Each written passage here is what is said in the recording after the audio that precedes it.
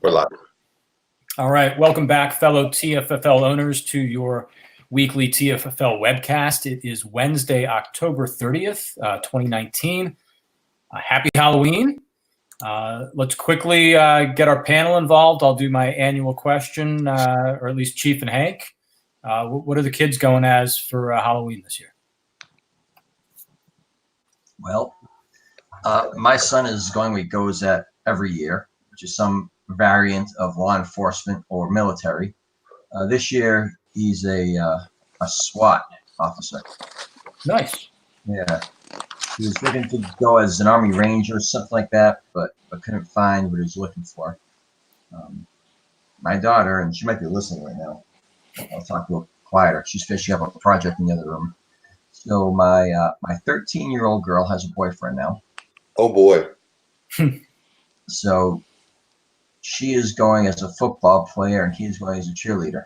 That classic tandem. The old switcheroo. Like That's it. Like it. I like it. Made famous for Revenge of the Nerds.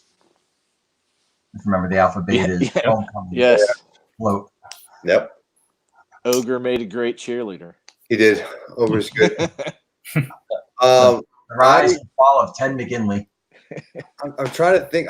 Maybe I'm a bad father, but I'm not even sure I know exactly what my kids are going as. I think Luke might be going as Maverick from Top Gun, perhaps. Brooke and her group of friends all got T-shirts, and then they did these very cool like silkscreen things. They're going as a group of apps. So like Brooke is Instagram. Another one of her friends is Facebook. Another one is, so then as they're like 7 or 8 of them together, they're all like have the Square app. They're an app. Yep. So mildly cute. All right. I like it. Yeah. There we go. Halloween. Okay, Halloween. So back to the TFFL. We're going to look back at Week 8 TFFL action. We're going to look ahead to Week 9. Let me give you the headlines we might be talking about later today, or that our listeners might be talking about at home. We brought this up last week, all the QB carousels around the league. We saw a lot of that again in Week 8, successful for the most part. Matt Stafford in for the Aliens for the first time all year, difference-making switch. Jameis Winston for the Sponge Fishermen. Again, they've had 4 different starting quarterbacks this year. Winston doesn't add to that total. He had started before, but good choice there. Gardner Minshew over Phillip Rivers once again for the Giant Killers. And I was wondering, if you thought back to draft weekend and told Birdo your regular starting quarterback this year is going to be Gardner Minshew, he might have said, God bless you. We didn't know who Gardner Minshew was.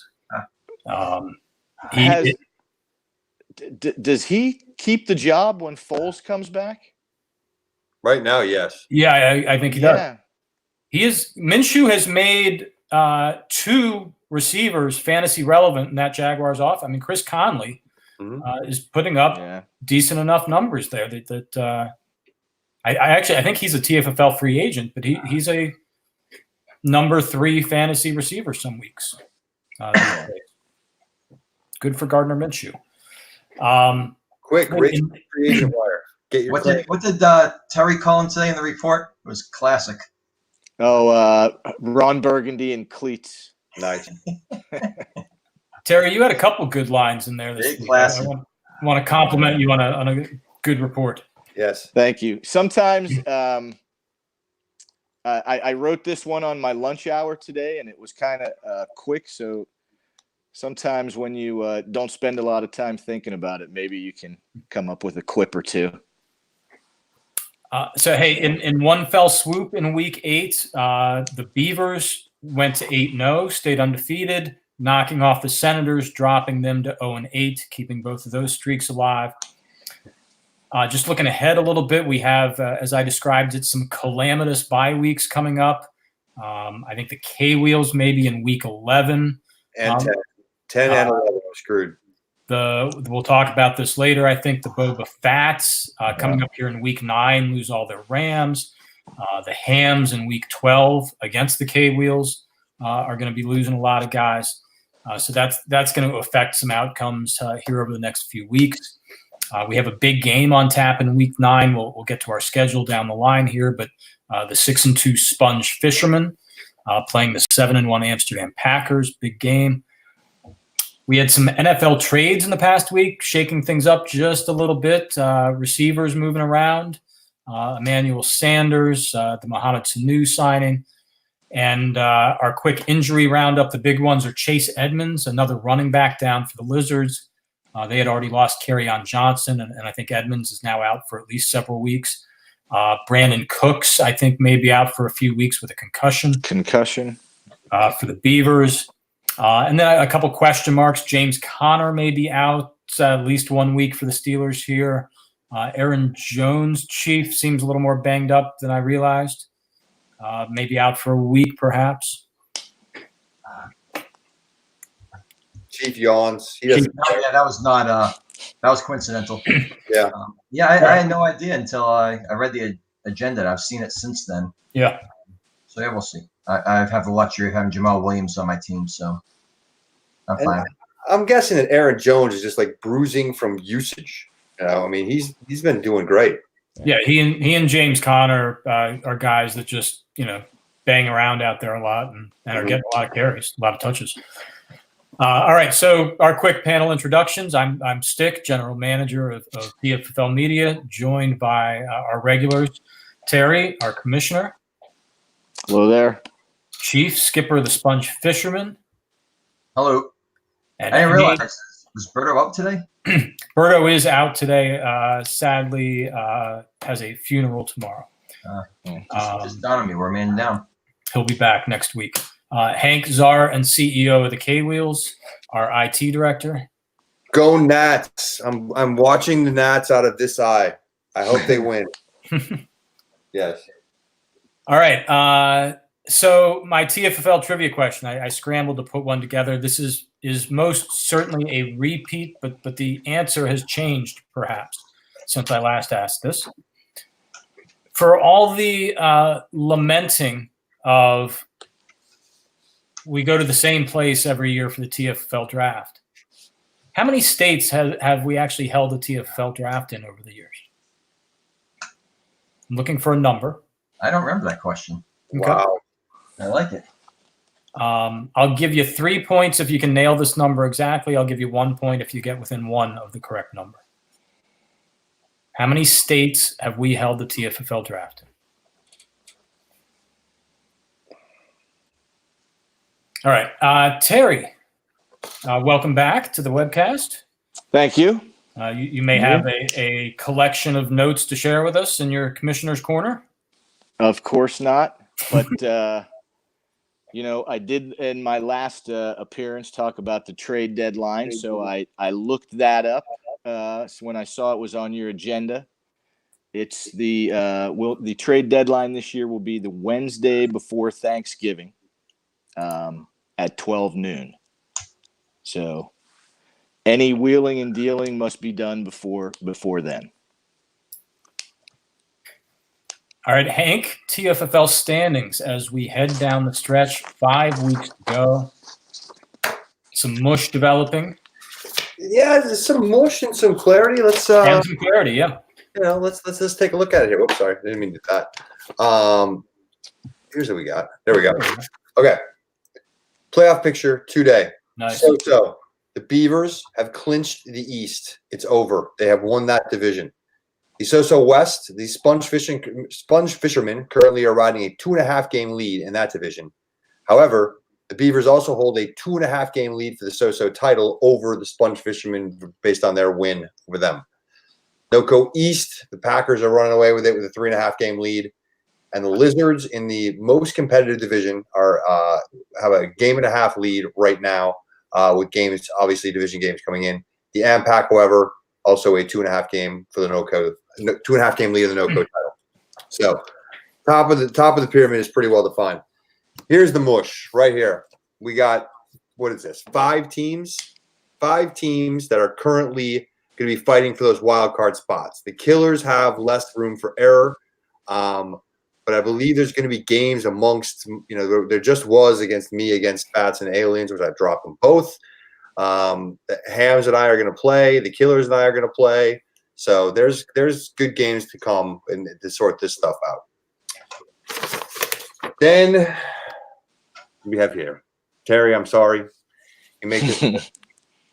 The chase for number 1 is being led by the Senators, followed by the Devils, and then the Mongols. And Yes, that is where those folks are focused. But as we get back to here, I think it's very clear the division leaders are coming very well into focus. Conference titles are coming very well into focus. This is where the action will be, right here. Let's see what happens. And 2 of these teams are going to make it. Who will they be? There we go. There's your standings.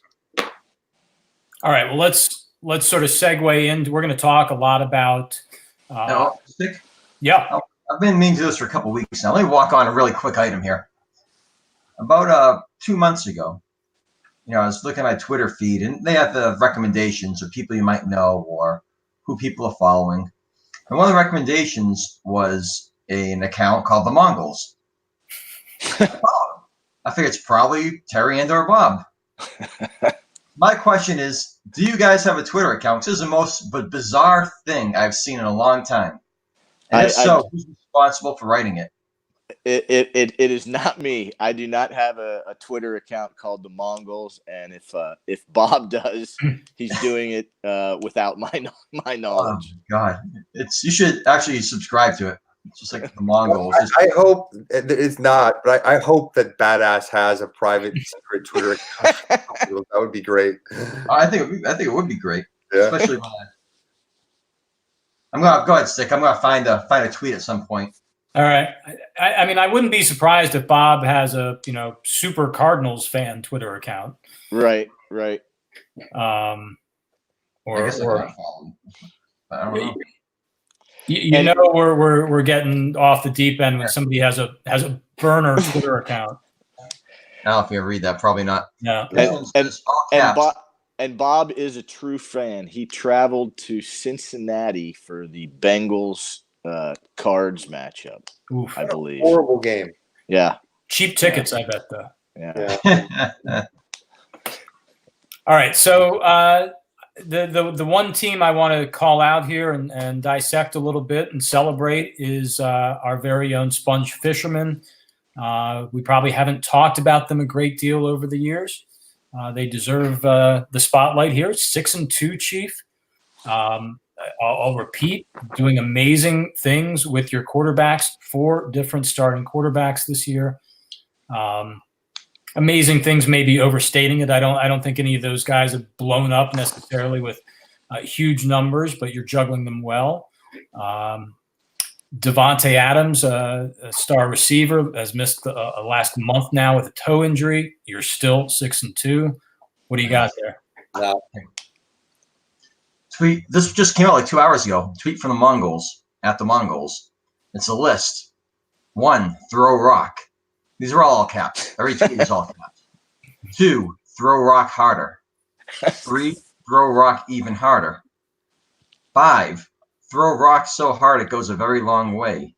6, throw rock so hard it goes around the earth and hits you in the back of the head. 7, throw rock so hard it goes around the earth and never lands. 8, orbit. 9, get pizza. And the strange thing was, I've had a couple back and forths with this guy thinking it was Terry. And it just got so bizarre. I'm like, it just can't be. It just can't be. Yeah, that's too far. Yeah. All right, back to the Sponge Fishermen. I'm trying to give you some props here, Chief. You're 6-2. Yep. The question I posed to the panel is this 6-2 team a tier 1 team up there with the AmPack and the Beavers, or are they sort of leading that second tier of playoff contenders, say with the Lizards and maybe some others? I wanted to Hank, I think, mentioned Aaron Jones. I did a little digging on this, and I'm going to dare say Aaron Jones is a TFFL MVP candidate. He's having big weeks and doing it as a difference maker in Sponge victories. The receivers can be great once Devontae Adams comes back, joins Julio Jones and Adam Thielen.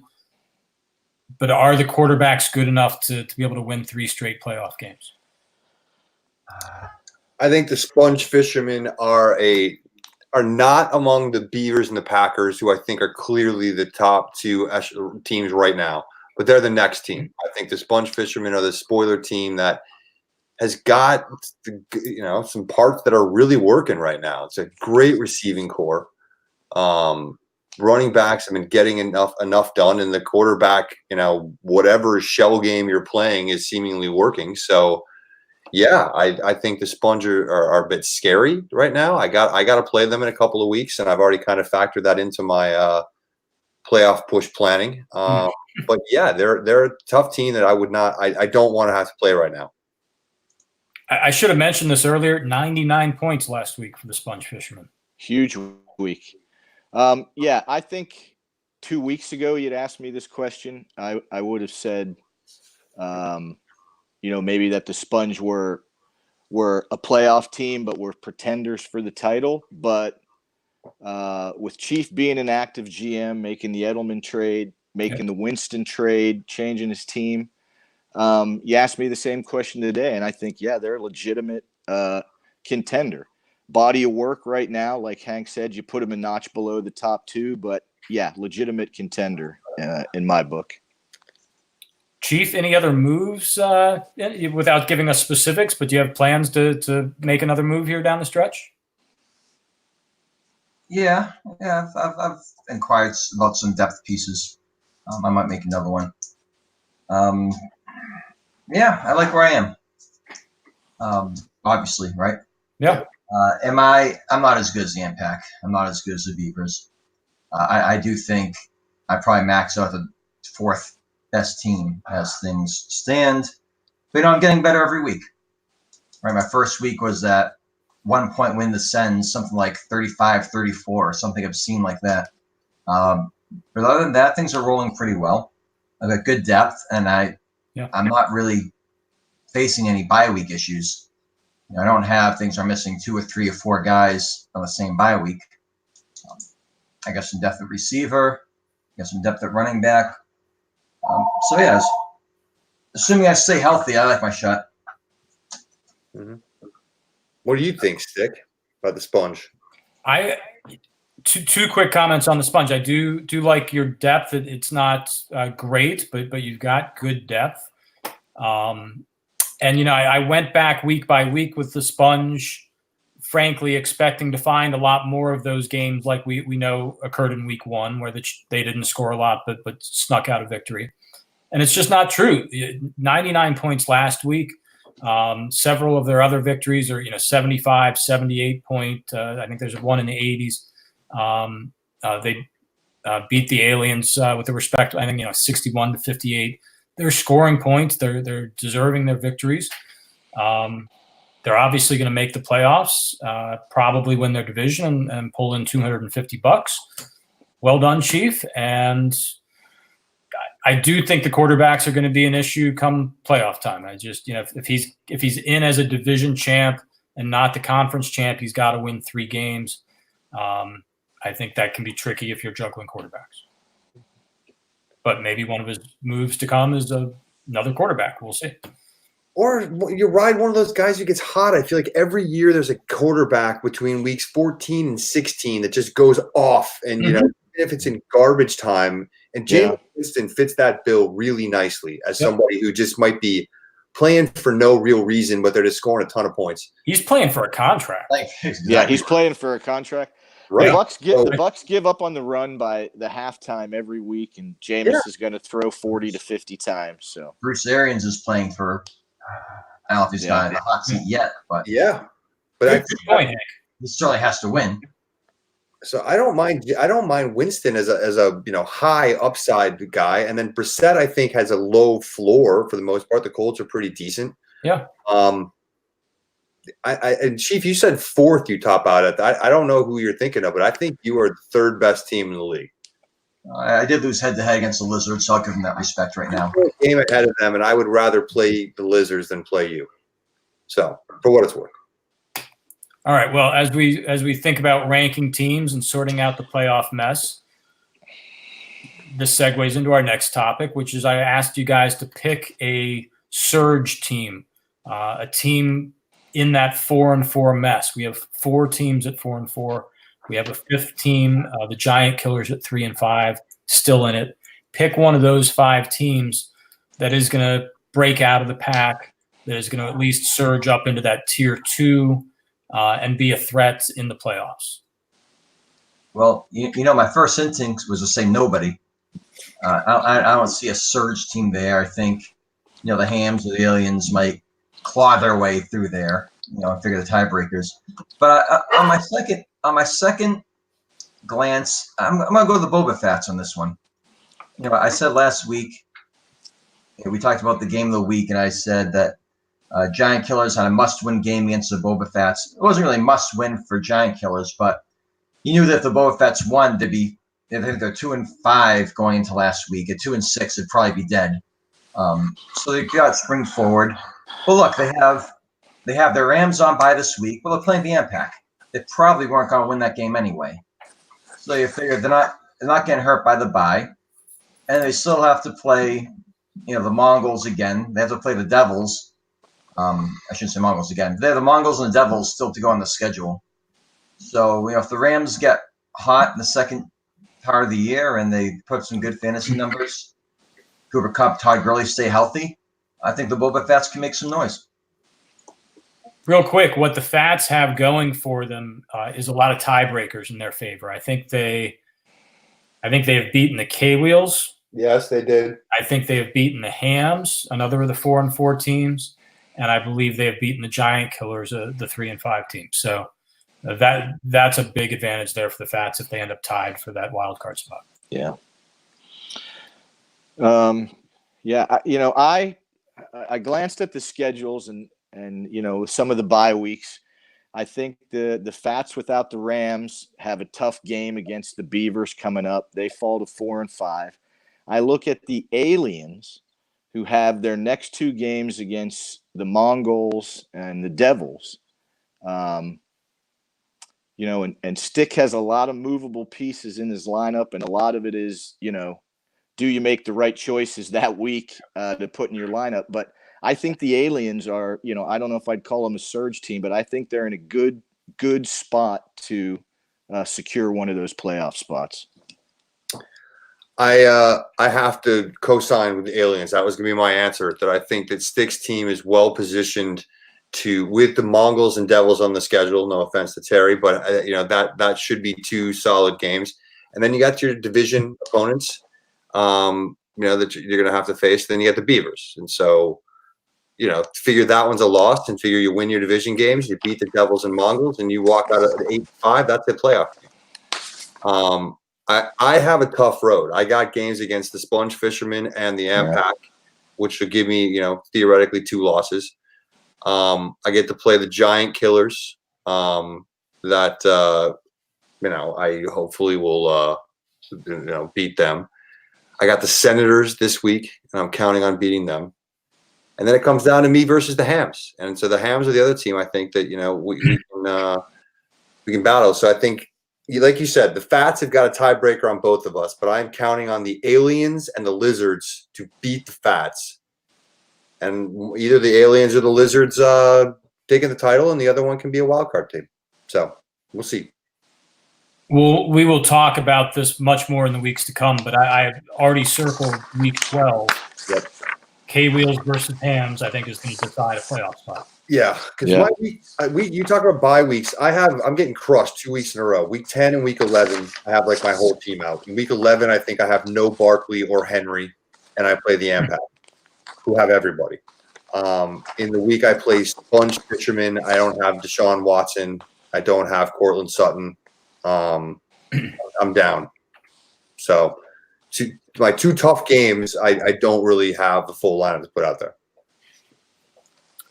Let me give you guys a 2-part answer to my own question. I will, as objectively as I can, agree with Hank and Terry that I think the Aliens really are very well positioned. We are the 3rd highest scoring team in the league right now, Should Yes. total points be a tiebreak decider?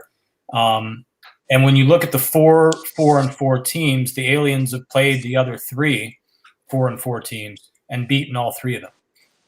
So we're even better positioned, I think, than the Fats in terms of tiebreakers. And yeah, with the Mongols and Devils coming up on our schedule, I'd like to think we can get to 7-6 at least, and have all the tiebreakers. It's going to come down to a head-to-head game. Fats versus the Aliens. And then Aliens Lizards in week 13 is going to be another big one. Yeah. But I don't know that I've necessarily got the firepower that would make us a surge team, a scary team right now. Terry's right. I can move a lot of guys around. I have great depth. But aside from that 100-point outing in week 1, I have not had huge numbers, very consistent in the 60s. Hank and the K-Wheels are my surge team, and I say that because of the talent. Deshaun Watson at the top of the lineup, Saquon Barkley now back, healthy. Derrick Henry could, as the weather gets colder, could have the type of finish to the season he had last year. I think the talent is there for the K-Wheels to score a lot of points down the stretch and be a real factor. God, I hope you're right. I was really excited to see DK Metcalf have a multiple touchdown game. Yep. He's going to be good. Yeah. So Terry raised the question in his report: are the 3 and 5 Giant Killers still in playoff contention, or should they start planning for 2020? I want to answer that. I want to talk about some seasons on the brink here, and the Killers definitely are in that category. The 4-4 Boba Fats we just talked about a little bit. They're a near lock to lose in week 9. With all their players on buys, they're playing the Slippery Beavers. They're 0-2 in the division. The Boba Fats are very quickly going to find themselves on the brink. What are their chances? The defending champion, Cornell Hams, 4-4. Remaining games against the 7-1 Amsterdam Packers, the 6-2 Sponge Fishermen. Might both of our 2018 title game teams not make the playoffs this year? Tell me which of those teams that I just mentioned is in the biggest trouble right now? Well, the Hams are in trouble because I'm going to beat them in week 12, and that's going to knock them out. So as long as I do that, they're in trouble. I think they're both in trouble. I really do. Like you just said with the Fats, and I think the Hams are going to have a tough time doing it. So it's hard to stay good in this league, and I don't know that either one of them are going to be back. I don't think the Giant Killers are in trouble. I think the Giant Killers are dead, and they just don't know it yet. And they're not a terrible team, but they're a game behind right now, right? Yeah. So they have to make up a win. They got that head-to-head versus the Impact. Yeah, figure in. And Carson's having a great year, and Nick Chubb can do some great things if the Browns aren't, falling way behind. Terry McLaurin certainly had a impressive rookie year for a franchise that's going nowhere. But I don't see enough consistent point scoring on this team. I don't think all these guys are going to be scoring 12 points every game, and they're going to need to because, Zach Ertz has been very disappointing, right? DJ Moore, whatever. I'm still waiting to Gardner Minshew to turn back into a pumpkin. Yep. So it's you and me both. All of them. I think everybody's waiting for that. So yeah, of those teams, I would, if I'm going to start writing people off, I think the Giant Killers might have to take a hard look in the mirror and see what, maybe they're better off unloading a few pieces. They're playing the Hams this week right now, and I would say there's nothing for them. They have to win against the Hams. If they don't beat the Hams, I think the Killers are definitely done. Yeah, if you go to 3-6, yep. you're done. With games against the Impact and the Sponge to come. Yeah. Mm-hmm. And I guess the question there, when you look at who they might be trading, maybe one of their quarterbacks has value for somebody maybe Alshon Jeffrey. I guess the big question is Chris Carson at all available in that scenario? You wonder if maybe Zach Ertz couldn't be had. Mm-hmm. Sure. Emmanuel Sanders might have some trade value now. Mm-hmm. Maybe. Yeah, that's true. All right, let's look ahead to critical week 9. I say it every week that in a 13-game regular season, every week is a big week. They get bigger and bigger as we go along. Terry, welcome back. Thank you. Tell us what's on tap and give us a game of the week. All right. Well, we'll start with the Aliens. Play the Mongols this week. As we were talking about his schedule earlier, he gets the Mongols this week before the Devils. The Killers and the Hams, the game we were just talking about, 3-5 versus 4-4. The Devils play the Lizards. The Beavers get the Fats without any Rams this week. The K-Wheels play the Senators. And then our game of the week will be the 7-1 Ampac playing the 6-2 Sponge Fishermen in our marquee matchup of week 9. I never cheer for the Ampac, so I go Sponge. Have at it. Well, unfortunately, the Ampac has nobody important on bye this week. So they get to choose from all their players. I don't know. I got Julio Jones on bye, and I got some potential injuries situations. So Matt Breida and the 49ers and the Packers basically are all some degree of banged up. So I'm not quite sure what my lineup's going to look like. But Brady's not going to do well against Baltimore. But that's a hell of a thing to hang your hat on.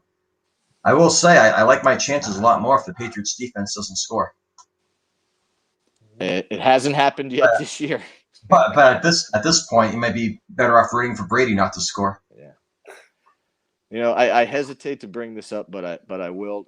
2 weeks ago in the commissioner's report, I did all the comparisons. The Patriots D have scored more, and the Patriots D is averaging this. And after I wrote it, the comparison I should have made was the Patriots defense to that point in the season versus the Senators quarterback position. And I think that would have been a very close battle. That is a tough thing to swallow, Kramer. Yeah. Wow. All right. Will we see people drafting defenses in the 5th round next year? No. Ahead of kickers. There's no way. I mean, look, the Patriots are good. Their defense is great. I don't think the word coming into the season that this is an all-time great defense was ever put into place around the Patriots. I don't think. Chief, am I wrong? No, you're not wrong. Right. So right. They're having a great season. There's something magical in the air going on with them, but I think it's a little fluky, to be honest. Now, Cleveland certainly had their moments last week. If you want to watch that game, they actually, Nick Chubb was not going to be tackled. He was going to fumble, but he wasn't going to be tackled. And for long stretches, Cleveland looked like the better team when they were on offense. Their offensive line was just dominating. But I think the Patriots might well be the best defense in the league, but no, I certainly don't think they're historically great.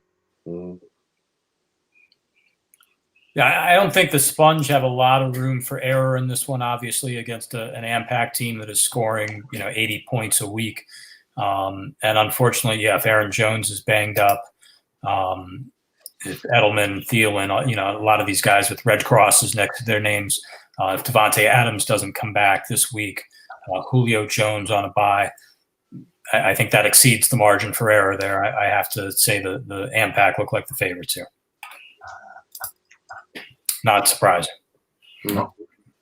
But obviously the outcome here, if the Sponge win, is they're dead even with the Ampac at 7-2 going forward.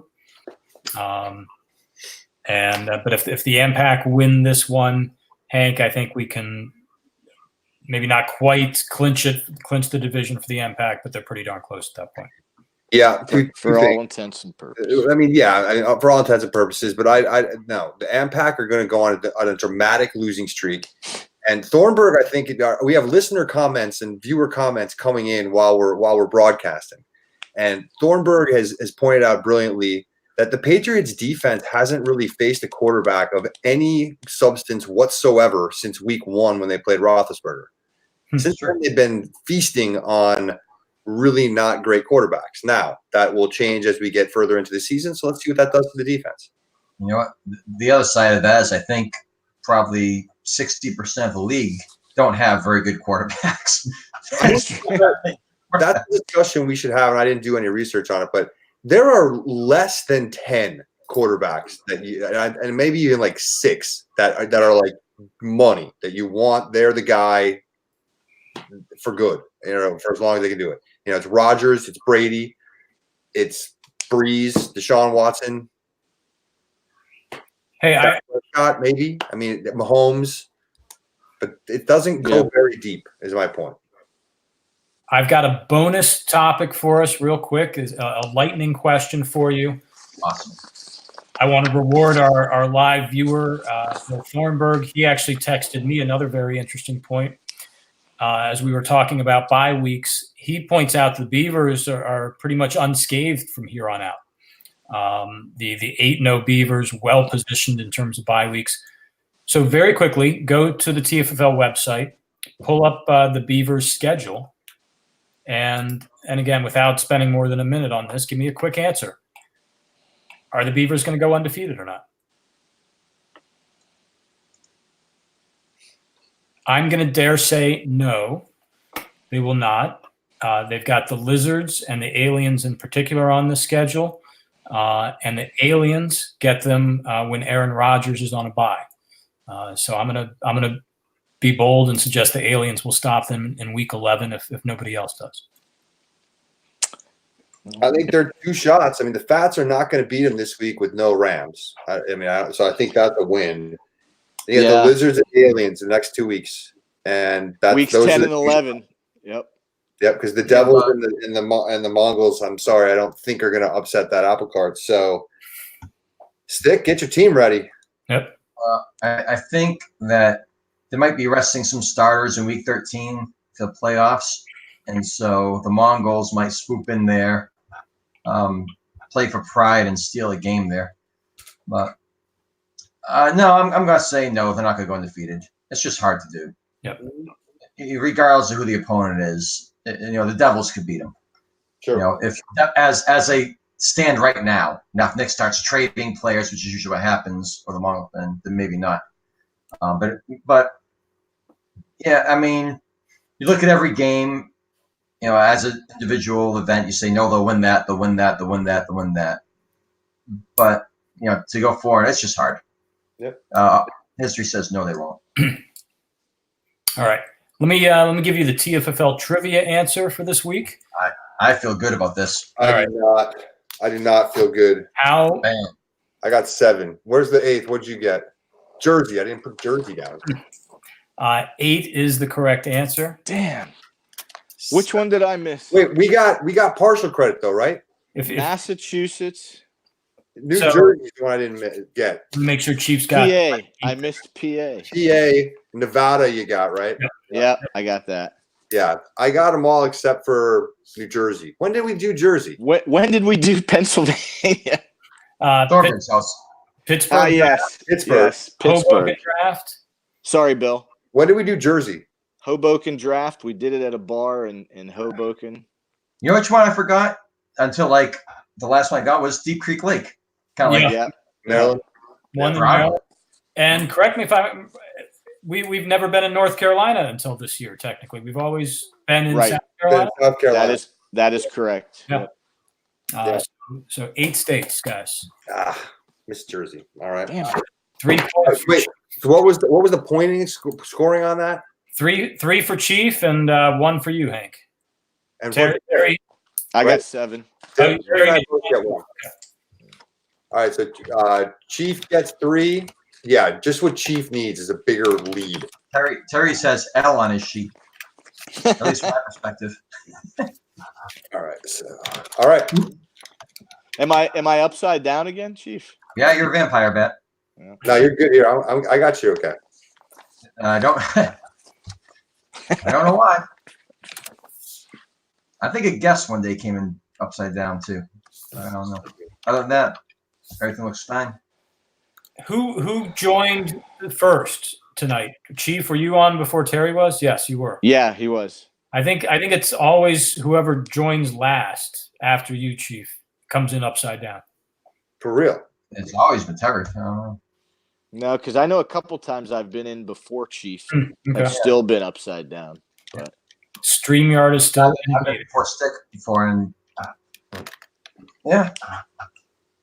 Okay, so we're wrapping up here, closing in on 45 minutes. Again, happy Halloween, everybody. You should try to get a new state in. What's that? Try to expand the states. Get a new state. Yeah. get to double figures. Yeah. There you go, Nashville or Austin or. There we go. Yeah. Quick update on the TFFL trivia webcast scoring. As I know, everyone, especially Thornburg, cared. Chief now has extended his lead to a whopping 26 points on the season. Second place is 9 points back. Hank has 17. Berto has 13. TR has 8. We have a guest, Borkman, with 1 point.